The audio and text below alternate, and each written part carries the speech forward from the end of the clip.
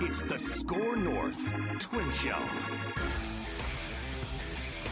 All right, Score North Twin Show, extra innings. Declan Goff here to break things down. What's going on, everybody? Hit the like button, hit the subscribe button for Minnesota Twins content. Appreciate everyone who has listened, watched, consumed, however it is, the Score North Twin Show. Help us creep up to the top 30 rankings on MLB podcasts on Apple. That's our highest watermark of the season. Appreciate you guys. You've pushed us well over 3,000 subs, so appreciate everyone who has been along this ride with me and with Mackie and Judd throughout the season. So hit the like button, subscribe button if you haven't. Twins win today. They take another series against the Detroit Tigers 5-0 on a brilliant start by Bailey Ober, who goes 8 innings, allows just 1 hit. No one even reached second base. Obviously, the 8 shutout innings, 2 walks, a career-high 11 strikeouts. Stay tuned tomorrow on the full edition of the State of the Twins with Mackie, Judd, and myself.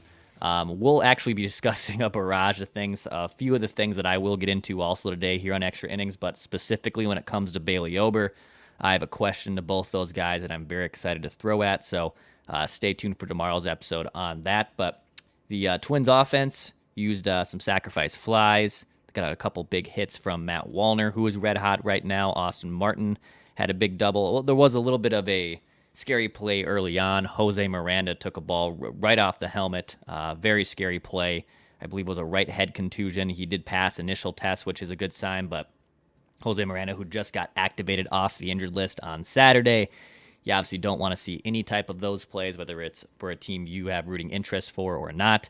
So we'll see what happens and what the long-term longevity is with Jose Miranda and his availability going into this week's series against the New York Mets. Twins also won today without the help, or without the starts, I really should say, Byron Buxton and Royce Lewis. Royce did a pinch hit there near the end of the game, but obviously, 2 guys that have been very key cogs for the Twins. They got a routine off day. Didn't matter because Bailey Ober continues to shove.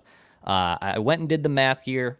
I will probably need someone to double check it because God knows when I'm doing math, there's probably some question marks happening. But in 18 starts for Bailey Ober this season. So the 18 starts, he's made 20 starts overall. I took away the 2 starts against the Royals. And yes, those 2 starts happened. They are on his record books. But they were 2 starts that were disastrous for the most part, especially the first one.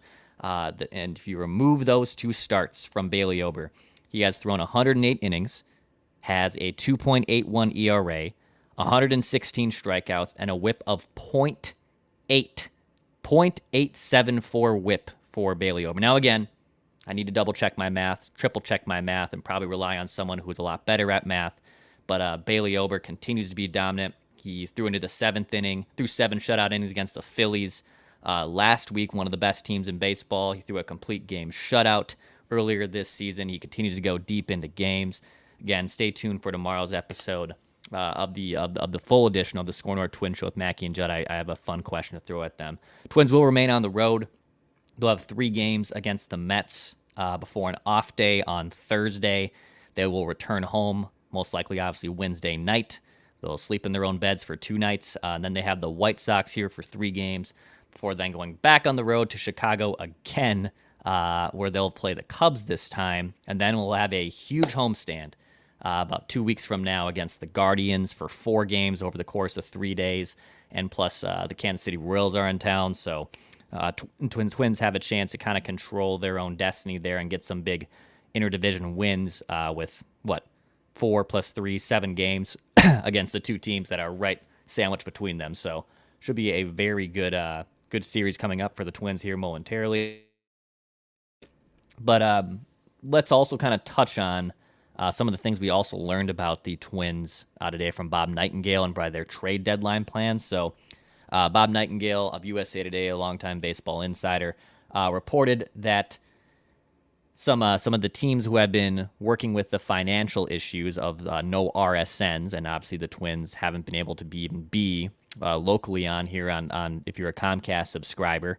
I use my own methods to watch the Twins, but obviously it's been a huge issue for the Twins and fans being able to watch them. So he reported, Bob did, that teams are sweating finances because of the reduced TV revenue and because of their RSN agreements being dropped or lowered They got a temporary lifesaver this week. Teams did, that is, when the baseball union, agreed to permit Commissioner Rob Manfred to distribute $75 million from the league's luxury tax to teams in need, maxing out at $15 million for individual teams. Now, I don't know if the Twins were included in that, and also we don't know how much the Twins received. They obviously could have received up to $15 million.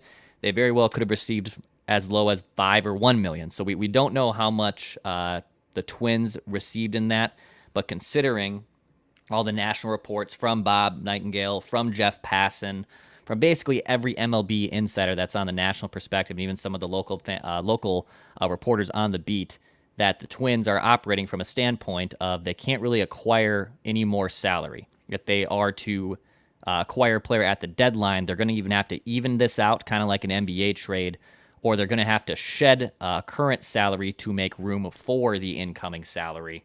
The Twins obviously cut their payroll by $35 million this year, and they have been, quote, hamstrung at the deadline. So the baseball trade deadline, which, by the way, has been kind of going gangbusters all weekend.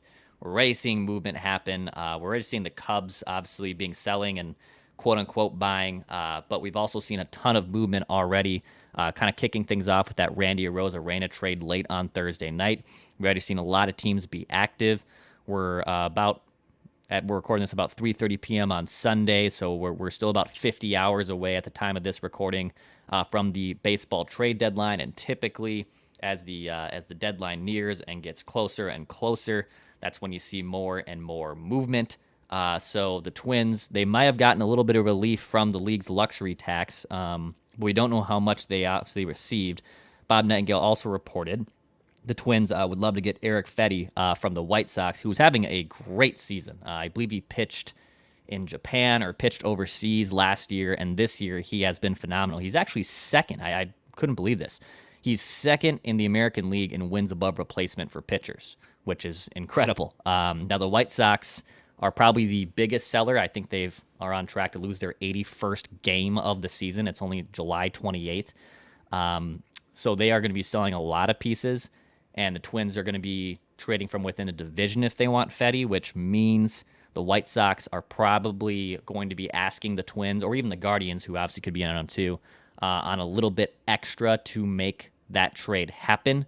Obviously, the Twins would love to probably get another starting pitcher, but these payroll conundrums that they are in kind of forcing their hand. And look, we'll have a long conversation on this tomorrow. I know Judd has a lot of takes on it. You can best believe that we've already seen emails and texts from Judd on this.